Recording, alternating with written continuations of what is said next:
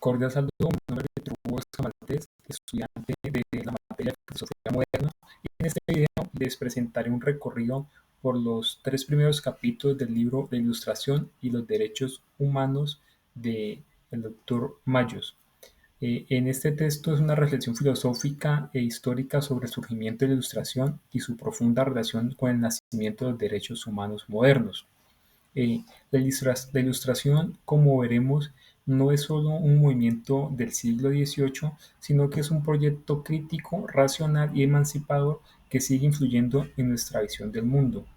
Eh, el autor nos presenta un enfoque amplio y plural, recuperando interpretaciones clásicas y contemporáneas, pero también cuestionables desde una mirada filosófica actual. Eh, en el primer capítulo, que se llama La Ilustración, eh, aquí el autor parte de una advertencia que no se puede dar una definición única ni definitiva de lo que se puede decir que es la ilustración. Por el contrario, propone un recorrido por distintas interpretaciones, comenzando por Hegel, quien identifica a la ilustración como una racionalidad excesivamente dicotomizadora que solidifica las diferencias y que al no permitir una síntesis dialéctica desemboca en la violencia de la Revolución Francesa. Para Hegel, la razón ilustrada es incapaz de reconciliar las tensiones que genera. En cambio, para Cassirer, en su obra filosófica de la Ilustración, defiende el carácter crítico y metódico de este pensamiento. La Ilustración evita caer ante el espíritu del sistema, pero sin ser asistemática. Da gran importancia al análisis y la clasificación rigurosa, es decir, apuesta por una razón abierta, ordenada y empírica, no cerrada ni dogmática. Para Paul Hazard aporta otra visión, la ilustración como un conflicto secualizador contra el dominio del cristianismo. Para él se trata de un movimiento que inicia un proceso de ruptura descristianizadora y secualizadora y desacralizadora presidida por la emancipación de la razón humana. No de un vacío espiritual, sino una transición hacia una nueva forma de vida centrada en el hombre y la razón.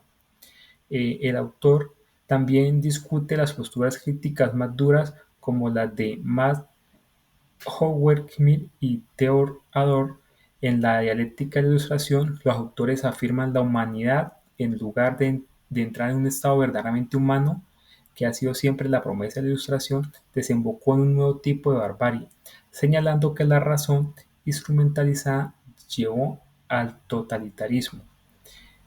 Para Peter Sloterdijk también se ven los peligros internos de este proyecto. Advierte que a los triunfales procesos de aprendizaje le siguen una sombra catastróficos procesos de desaprendizaje, que el cinismo contemporáneo es una consecuencia directa de la ilustración malentendida.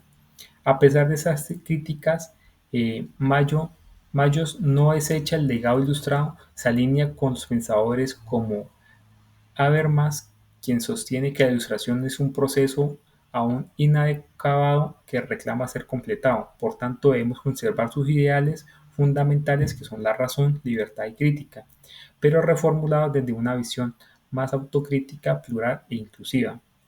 Otros nombres relevantes mencionados por el autor está Nietzsche, quien sitúa el origen de la Ilustración en la Grecia clásica, y a Foucault, quien analizó las relaciones entre poder, saber y subjetividad, proponiendo una genealogía crítica del proyecto moderno. En el segundo capítulo, que se llama Los inicios, aborda los antecedentes de la Ilustración. Aquí el autor señala que el Renacimiento, la ciencia moderna y el liberalismo son pilares fundamentales de su nacimiento. En particular, la influencia de Isaac Newton es señalada como decisiva, ya que Newton no solo reformuló la física, sino que proporcionó un nuevo modelo de racionalidad empírica, matematizada y universal. Como afirma el autor, la ciencia moderna proporcionó el paradigma racional y empírico que necesitaba la Ilustración para sostener su proyecto emancipador. La idea de un universo regido por leyes naturales y no por arbitrariedades divinas inspiró a los pensadores ilustrados a buscar leyes similares en el ámbito de la política y la moral.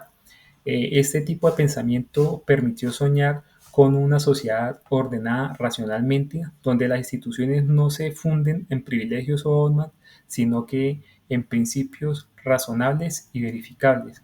Uno de los pensadores claves en este periodo es John Locke, quien define que el poder político debe fundarse en un contrato racional entre individuos libres. El autor llama que él es el verdadero precursor de los derechos humanos modernos, ya que propone que todos los individuos poseen derechos inalienables como la vida, libertad y propiedad. Esos principios alimentaron las futuras revoluciones democráticas y el constitucionalismo moderno. Al tiempo comenzaron las críticas al absolutismo y monárquico a la imposición religiosa. La Ilustración nace como una esperanza de emancipación racional, pero también como una crítica profunda al orden existente. Y en el tercer capítulo tenemos la consolidación que analiza la madurez del pensamiento ilustrado en el siglo XVIII, cuando se transforma en una fuerza histórica tangible. Uno de los grandes pensadores ilustrados que no podemos omitir es Voltaire, quien presenta el espíritu crítico de su época frente al fanatismo, la intolerancia y el absolutismo. Su defensa de libertad de expresión y de conciencia fue una de las verdaderas más fuertes del pensamiento ilustrado. Como recordaba con ironía y firmeza, Mayor lo presenta como una figura clave en la dimensión crítico-combatiente de la Ilustración. Los enciclopedistas franceses como Denis Diderot y Jean Le Rond cumplen un papel central. La enciclopedia es descrita como la expresión institucional del espíritu ilustrado, razón, ciencia, crítica y progreso. Su objetivo era democratizar el saber, sacarlo de las élites y llevarlo al conjunto de la sociedad.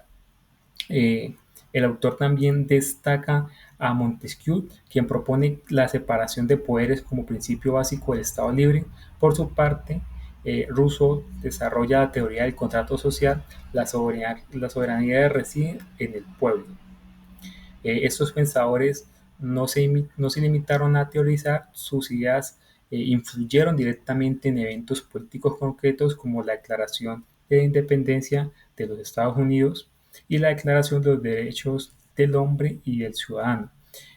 Mayos destaca que en estos textos los derechos del hombre fueron formulados como verdaderamente evidentes por sí mismas, derivados de la razón y no de la tradición.